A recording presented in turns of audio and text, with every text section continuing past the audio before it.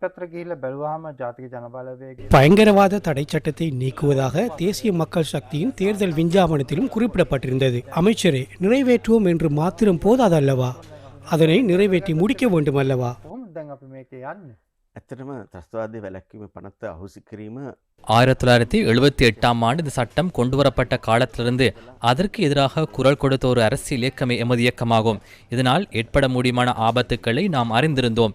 இதனை நீக்குவோம் என தேசிய மக்கள் சக்தியின் தேர்தல் விஞ்ஞாபனத்திலும் தெளிவாக குறிப்பிடப்பட்டது. நாம் ஆட்சிக்கு வந்த பின்னர் முதலில் பொருளாதாரம் தொடர்பிலேயே அதிக கவனம் செலுத்த வேண்டி ஏற்பட்டது. இந்த நிலையில் இந்த வருடத்தின் ஆரம்பத்திலிருந்து இது தொடர்பிலான செயற்பாடுகளையும் நாம் ஆரம்பித்துள்ளோம். பயங்கரவாத தடை சட்டத்தை நீக்குவது தொடர்பில் ஆராய அமைச்சரவையினால் குழு ஒன்று நியமிக்கப்பட்டுள்ளது. அந்த குழு தற்போது தொடர்ந்தும் கூடுகின்றது.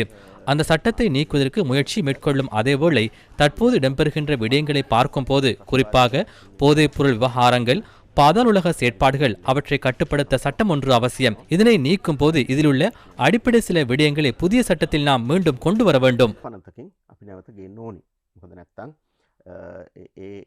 පාතාලේ මර්ධනය කරන්න ඒකට අවශ්‍ය නීති මදි නිසා ඒ ක්‍රියාවලියත් දැන් එකට යනවා. අපි ඉලක්ක තියෙනවා. දැන් අපි බලන්න ඕන எந்த காலத்தில் இதனை முடிவுக்கு கொண்டு வர முடியும்? ஏனென்றால் செப்டம்பரில் ஐக்கிய நாடுகள் மனித உரிமை ஆணைக்குழுவின் அமர்வுகள் இடம்பெற உள்ளன. அதன்போது இலங்கை தொடர்பில் கலந்துரையாடப்படும். இலங்கை தொடர்பிலான 46 51 ஆகிய பிரேரணைகள் மீண்டும் களத்திற்கு வருமே. අරලියට එනවා සැප්තැම්බර් වෙනකොට. ඔව් ඇමරිකා එක්සත් ජනපදයේ දැන් නැහැ. නමුත් கனடாව சாபி அமெரிக்கா தற்போது அதில் இல்லை. கனடா, ஐக்கிய ராஜ்யம் உள்ளன. அந்த பிரேரணையை மீண்டும் கொண்டு வர உள்ளதாக அவர்கள் கூறியுள்ளனர்.